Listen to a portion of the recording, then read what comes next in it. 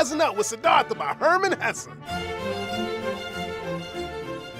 Stunner Siddhartha got one thing on his mind, getting so turned up on spiritual enlightenment that he find legit peace by getting rid of himself. Sid been keeping the church as a Brahmin for years, but he just ain't jiving with it. I mean, if them Brahmins really know it all, why ain't any of them enlightened? So Siddhartha and his backwind brother Govinda decide to join up with the group of Samanas rolling through the hood. These cats get they sacred on by denying themselves of food, swag, and even poontang, all so they can empty themselves from everything. Thirst, want, sadness, even joy. But after a while, Siddhartha and Govinda realize that Samana grind ain't giving them the spiritual juice they jonesing for. So when he and Govinda get word that there be some bruh named Buddha who got the enlightenment game sold up, they decide to slide over to his spot. Govinda really digging his Buddhism swagger, but Siddhartha start thinking that ain't nobody can teach a brother enlightenment, no matter how much street cred your teacher got. It's a personal thing, know what I mean? Govinda stay, but Siddhartha hop up on a ferry to experience a new side of life up in the city.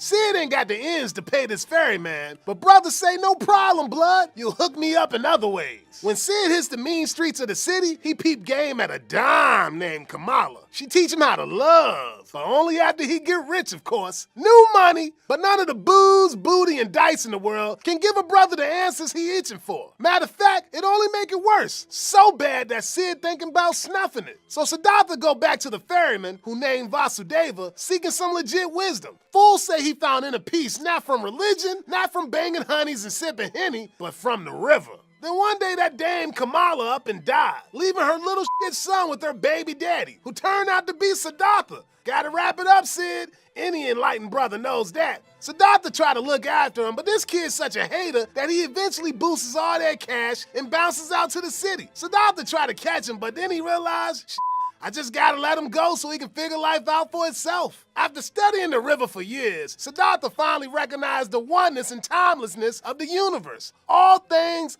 all people are all connected, like part of one big-ass river. There ain't no past, present, or future neither, cause time is just man-made. Straight up enlightened, yo. Then Vasudeva goes to the forest where he gonna chill for the rest of his days. And Siddhartha start rocking the ferryman game solo. Years later, homeboy Govinda comes to the river. He don't recognize Siddhartha at first, but he all like, bruh, teach me your ways. Siddhartha like, look, player, I can give you knowledge, but true blue wisdom can't be said. At first, Govinda like, you holding out on me, dog? When Sid realized that words ain't cutting it, he gotta move to the language of the universe, love. So he tell Govinda to give him a kiss on the forehead. Bam! Instant enlightenment, man. Peeps were all about this book in the late 1950s, especially American kids looking for meaning. They were all up on Hesse's junk saying this book got the answers to life's craziness. Now don't pay no mind to the book being split into two parts. It's better to look at it like it's divided into three. In the first section, Old City tried to get wise by living the life of the mind. When that don't work, he move on to the life of the flesh, or of sipping drink, blowing dank, blowing cash fast, and getting booty.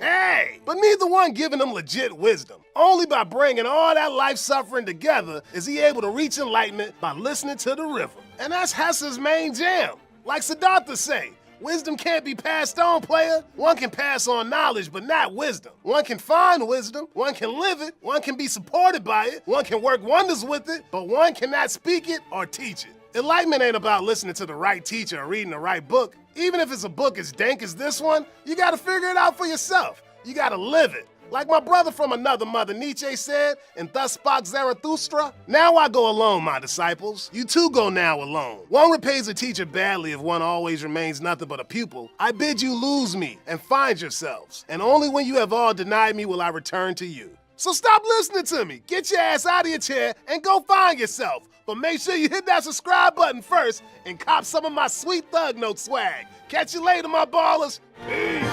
Hey guys, thanks for watching. If you like this episode, you're gonna love our take on A Portrait of the Artist as a Young Man by James Joyce. It's also a book about self-discovery, and it's Joyce, so you know it took forever to make, and we worked really hard on this episode. So take a couple of minutes, click the link below, and check us out as we break down some old Jimmy Joyce.